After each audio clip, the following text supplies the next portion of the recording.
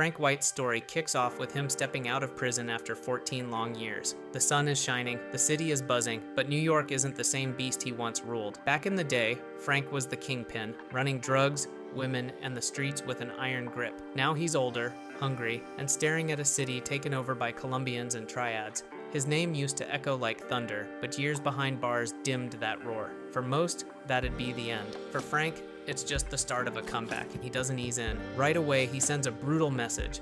Emilio, a Colombian player in the prostitution game, steps out for a smoke, only to get lit up in a hail of bullets. His body drops cold on the sidewalk with a newspaper headline on top of him. The headline says it all: Frank White is free. That's not just news, that's a warning shot to every rival out there. Meanwhile, Jimmy Jump, Frank's wild right-hand man, is busy setting up a drug deal with King Tito, a Colombian boss. Jimmy never shuts up, running his mouth until Tito gets annoyed and tries to tax him an extra 10%. Jimmy plays along, hands him a suitcase, but when Tito opens it, the cash is missing. It's just tampons inside. Before Tito can even process the disrespect, Jimmy draws his gun and wipes out Tito and his whole crew. In one bloody move, Frank's crew takes their money, their power, and their spot on the map. Jimmy rushes back to Frank with the news. The Colombians are done, Emilio is gone, Tito's gone, and their cash is in Frank's pocket. Frank doesn't crack a smile, but it's clear he planned this chess move all along. The old king is reclaiming his throne piece by piece. To expand, Frank leans into his mix of charm and menace. He lines up a meeting through a middleman named Delicio. The target is Clay, a major player in the cartel world. But when Delicio delivers Frank's invite, Clay laughs it off. He doesn't respect Frank, doesn't want to deal with a man who's been cozying up to rivals, and makes it clear the Colombians are still his pick. Clay dismisses him like he's nothing. But in this game, disrespect is a death sentence waiting to be signed. While that rejection is brewing, Frank takes a stroll through the subway with his counselor Jennifer. He blends in with the crowd, but trouble finds him fast. 3 thugs step up, trying to mock him. Then they notice the gun under his coat and realize they just walked into the lion's den. Instead of snapping, Frank flips the script. He hands them a fat stack of bills and tells them to link up later if they want real work. It's not just power, it's influence. Frank doesn't just kill, he recruits, showing the city that rolling with him is better than standing against him. Piece by piece, Frank White is setting fire to the board. 14 years behind bars didn't soften him. If anything, it sharpened him. The rivals have the numbers, but Frank's got brains, charm, and a hunger that doesn't quit. The King of New York isn't back to fit in. He's back to take it all. Frank doesn't waste time once Delicio brings him the location of Clay. He walks in like he owns the room and lays it out straight. If anyone wants to run business in New York, it goes through him. Clay laughs it off, acts tough, and refuses to fold. Wrong move. Frank pulls out his piece and drops Clay right there. No hesitation, no second chances. With Clay gone, the message is loud. Frank White isn't here to play, he's here to run the city again.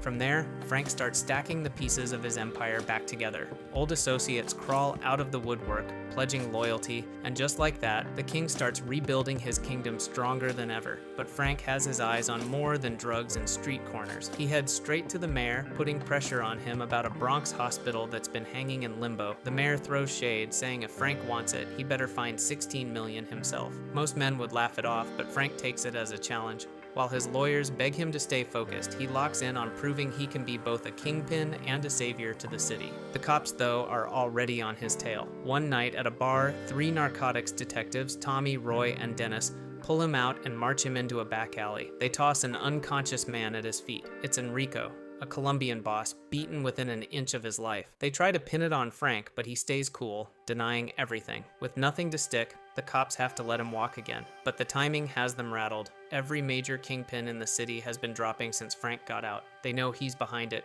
They just can't prove it. Meanwhile, Delicio keeps grinding on Frank's behalf. He lines up a sit-down with Wong, the triad heavyweight. Wong demands straight cash for a 220-pound shipment, no deals, no favors. Frank doesn't have that kind of money, so Delicio pushes for a face-to-face to see if something else can be worked out. At the same time, Jimmy Jump, Frank's wild right hand, gets caught slipping. After showing kindness to an old lady and some kids in a burger joint, he gets swarmed by cops. Enrico's testimony ties him to the cartel killings, and Jimmy's hauled off in cuffs. Frank doesn't sit idle. While pushing to save the Bronx hospital, he also fights for his brother-in-arms. Jennifer and the crew storm the station with legal firepower, and against all odds, Jimmy walks free. The detectives seethe, but their hands are tied. Jennifer warns them plain, push harder, and the courts will eat them alive. Still, Frank knows he can't let Wong block his rise. He storms into Chinatown with his men and unleashes hell on the triads. It's brutal, it's bloody, and by the end, Wong is dragged out alive, stripped of everything he owns, then executed without hesitation.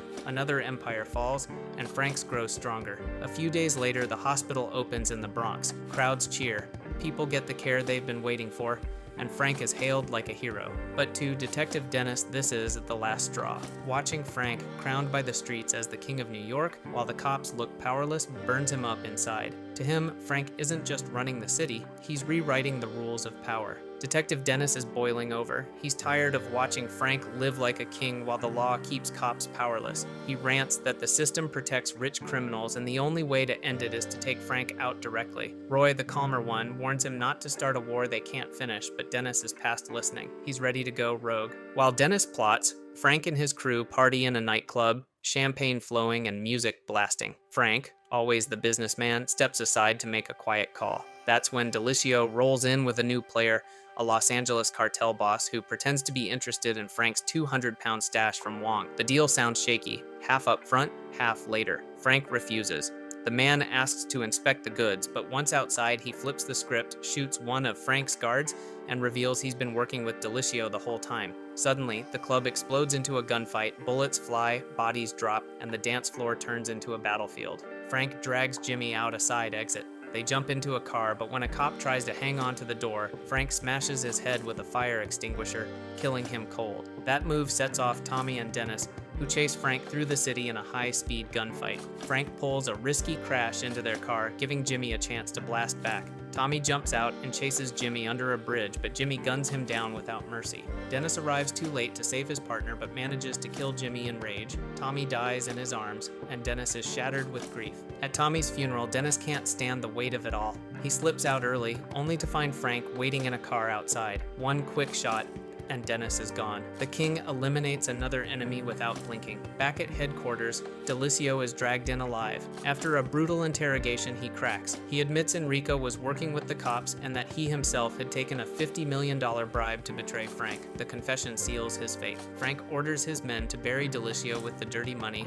wiping the traitor off the board. Later, Frank shows up at Roy's place. Calm and collected, he lays out his twisted code. Clay was a gambler scamming millions. Wong was trafficking immigrants. Tito ran child prostitution. Frank insists he only killed those who deserved it. To him, he's not just a crime boss, he's judge, jury, and executioner. Before leaving, he forces Roy to handcuff himself, threatening to hire an assassin if anyone tries to stop him. But Roy breaks free and hunts Frank into the subway. Inside a crowded train, Frank grabs a passenger as a shield. Roy begs him to surrender, but Frank stays cold, shoots Roy dead, and staggers away bleeding from a gunshot wound. He makes it out to the street, climbs into a taxi, but the blood loss catches up. The driver spots the gun, jumps out, and alerts the cops. Surrounded with nowhere left to run, Frank White, the self-proclaimed King of New York, finally bleeds out in the back of the cab.